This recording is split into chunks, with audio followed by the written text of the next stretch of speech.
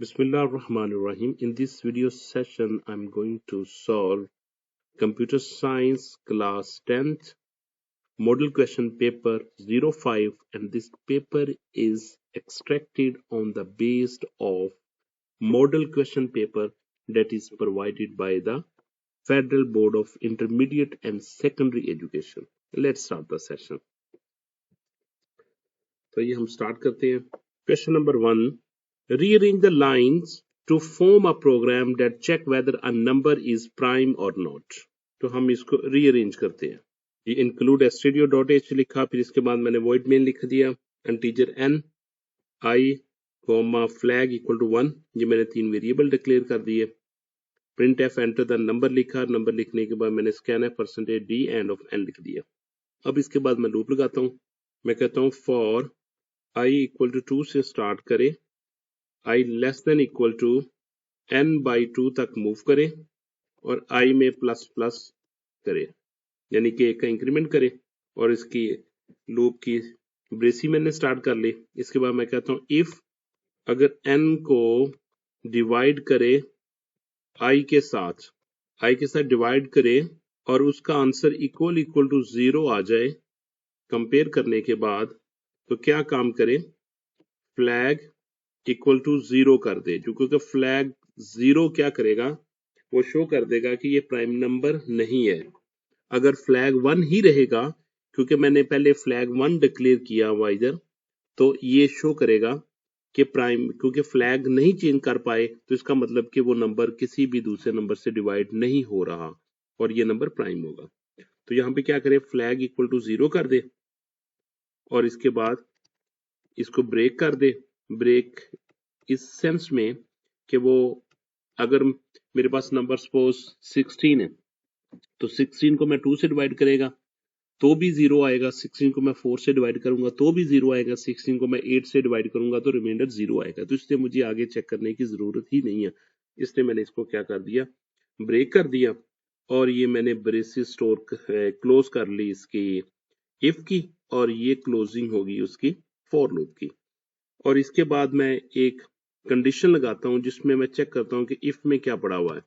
मैं कहता हूं इफ फ्लैग इक्वल टू 1. अगर तो फ्लैग में 1 पड़ा हो तो फिर क्या करें, प्रिंट एफ करे. प्रिंट एफ क्या करे, नंबर इज प्राइम नंबर.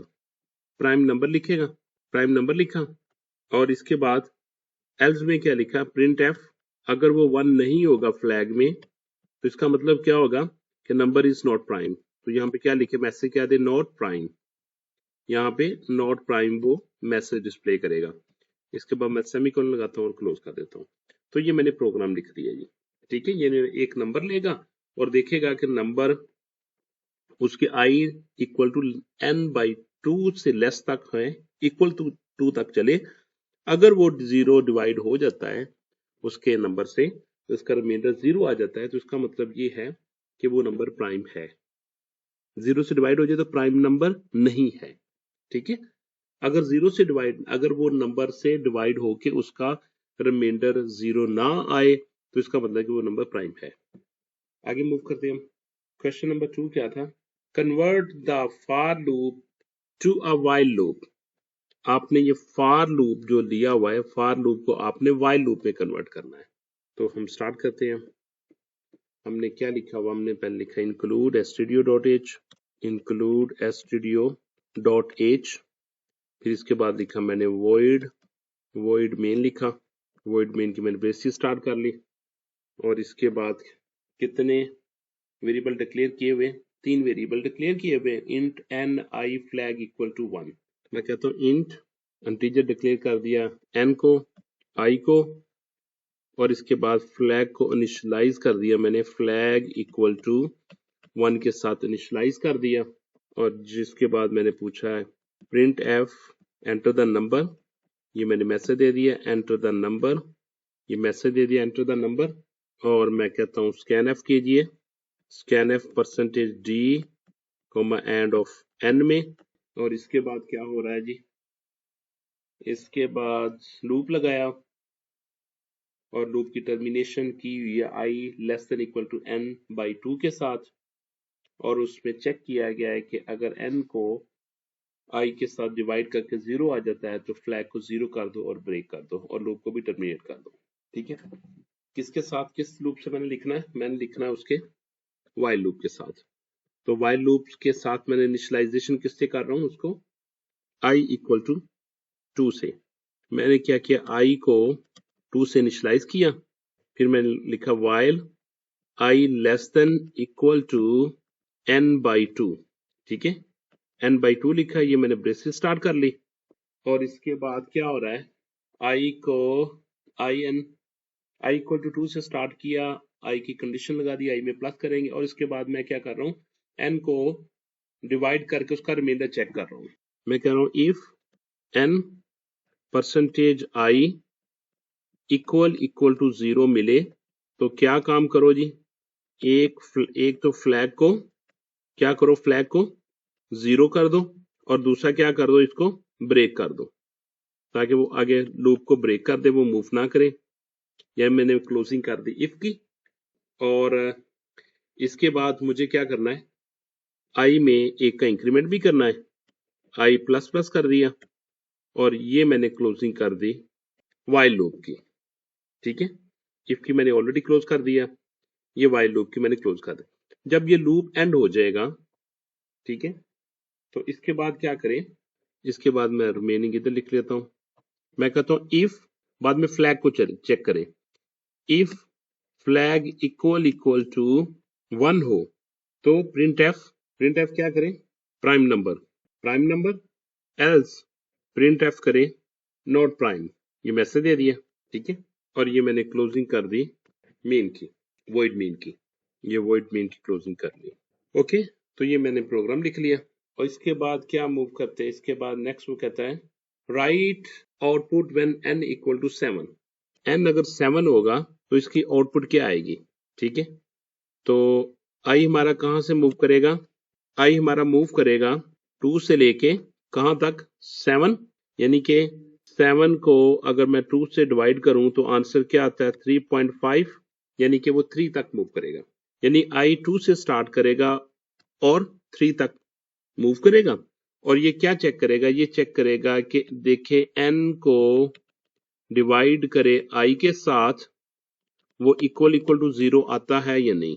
तो मैं चेक करता हूं, मैं कहता हूं 7 को डिवाइड करे 2 के साथ और वो इक्वल टू 0 आता है।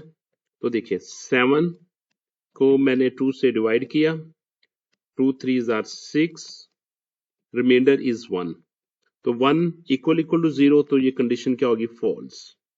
अब नेक्स्ट मूव करेगा, चेक करेगा 7 को डिवाइड करे 3 के साथ इक्वल टू 0 आता है। तो मैंने क्या किया, मैंने 7 को 3 से डिवाइड किया, 3 2s are 6, रिमाइंडर क्या आता है 1, इस केस में 1 आएगा, तो यहाँ पे क्या आएगा, क्लोज कर देगा। इसके बाद वो मूव नहीं करेगा।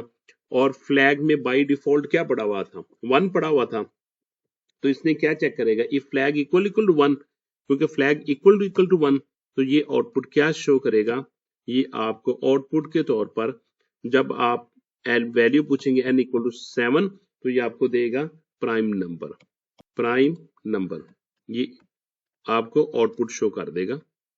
ठीक है, ये आपकी आउटपुट आएगा ऐसे, n इक्वल टू 7, तो ये क्या शो करेगा, प्राइम नंबर।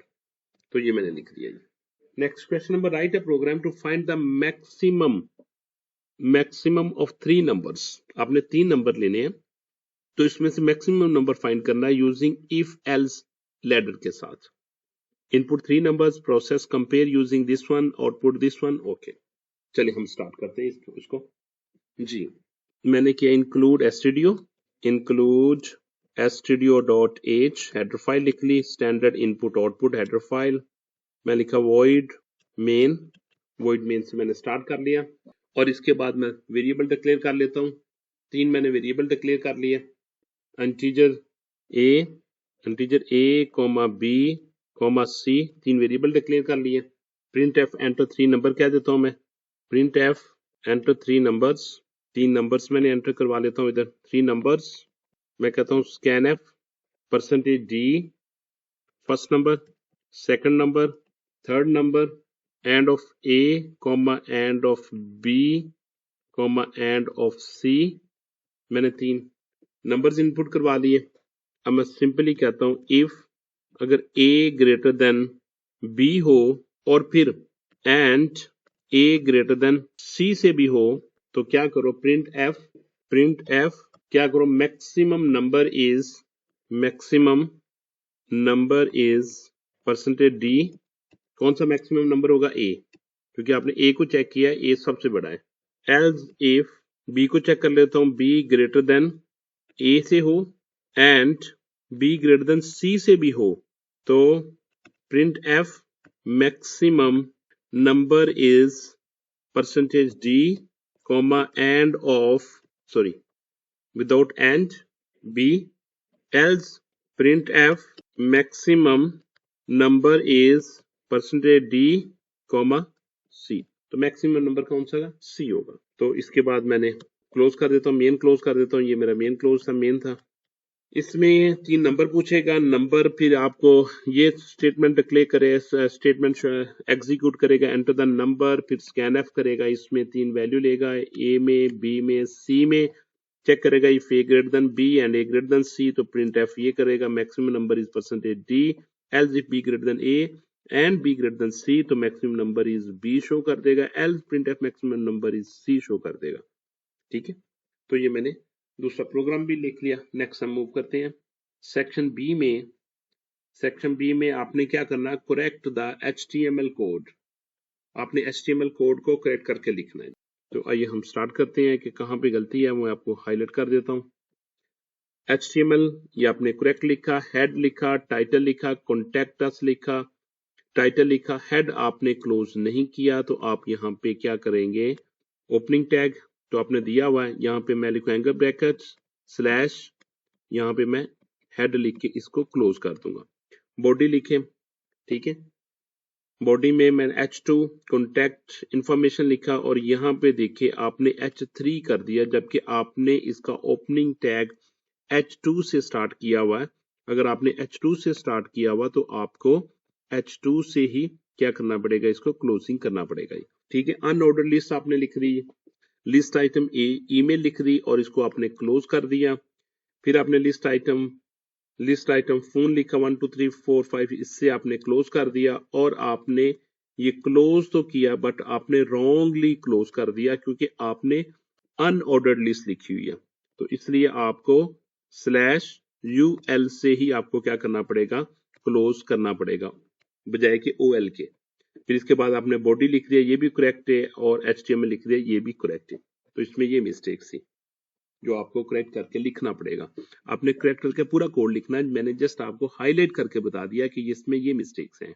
नेक्स्ट मूव करते हैं, write the correct tag to set background colour as light yellow.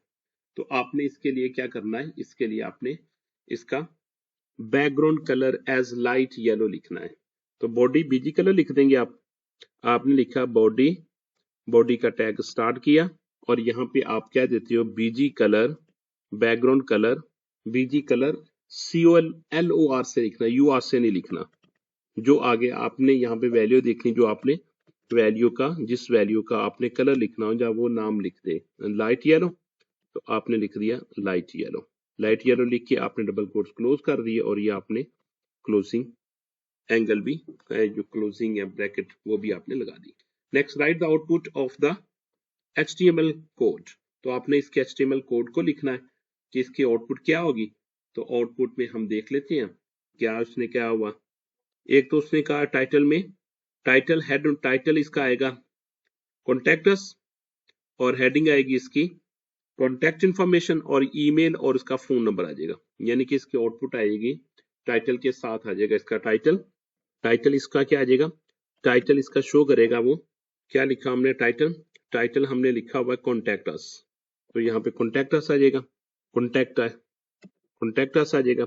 इसके बाद वो क्या शो करेगा, इसके बाद शो करेगा कॉन्टैक्ट इंफॉर्मेशन, तो यहाँ पे मैंने लिख दिया कॉन्टैक्ट इंफॉर्मेशन, ये मैंने कॉन्टैक्ट इंफॉर्मेशन लिख दिया है। इसके बाद वो क्या शो करेगा, इसके बाद देख लेते हैं बुलेट पॉइंट में ईमेल info@example.com और फोन 1 2 3 4 5 6।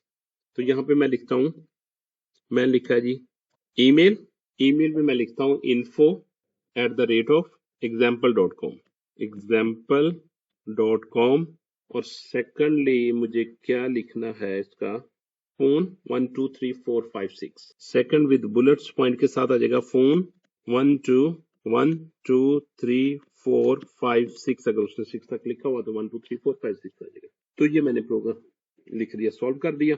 इसके बाद एंड था, जस्ट मैं एक रिव्यू दे देता हूँ आपको जी। फर्स्ट प्रोग्राम में आपने क्या करना है, रीअरेंज करके लिखना है, ठीक है। तो मैंने रीअरेंज करके लिख दिया और इसमें प्राइम नंबर शो कर रहा था फॉर लूप के साथ, इसमें मैंने वाइल लूप के साथ लिख दिया, ठीक है। वाइल लूप के साथ मैंने शो कर दिया और सेम एज लिखा, जिस मैंने वाइल की इनिशियलाइज कर दिया, बॉडी लिख दी और उसमें बॉडी में एक इंक्रीमेंट कर दिया। ये पॉइंट था, ये n%। फिर इसके बाद आउटपुट लिखना है n इक्वल टू 7। तो जैसा कि प्रोग्राम में स्टार्ट हो रहा है इक्वल टू 2 से स्टार्ट हो रहा है, 3 तक मूव करेगा, इसके मुताबिक है अकॉर्डिंग टू n। तो देखेगा कि वो i के नंबर से वो n को डिवाइड कर पाता है या नहीं। अगर वो डिवाइड कर लेगा तो वो प्राइम नंबर नहीं होगा, ठीक है। क्योंकि मैंने फ्लैग लिया हुआ, फ्लैग मेरा जो स्कोर सोल्यूशन वो फ्लैग पे डिपेंड करता है कि अगर फ्लैग 0 फ्लैग 1 ही रहेगा तो इसका मतलब है कि वो नंबर डिवाइड नहीं हो सका, तो वो प्राइम नंबर शो करेगा। अगर फ्लैग 0 लेके आएगा तो इसका मतलब कि वो नंबर डिवाइड हो चुका है, ठीक है। इसके बाद मैंने प्रोग्राम लिखा जिसमें 3 नंबर्स लेने थे, 3 नंबर्स लेके उनको चेक करना था कौन सा नंबर ग्रेटर था, ठीक है। और इसके बाद मैंने HTML कोड में से जो एरर थे वो रिमूव कर दिया और लास्ट में मैंने बॉडी बैकग्राउंड कलर लिख दिया और लास्ट में मैंने आउटपुट शो कर दी। तो student, if you like my video, please subscribe my channel and share it with your friends, and inshallah be connected for class 11th inshallah. Okay, jazakallah khair. If you have any question, you can write me in comment.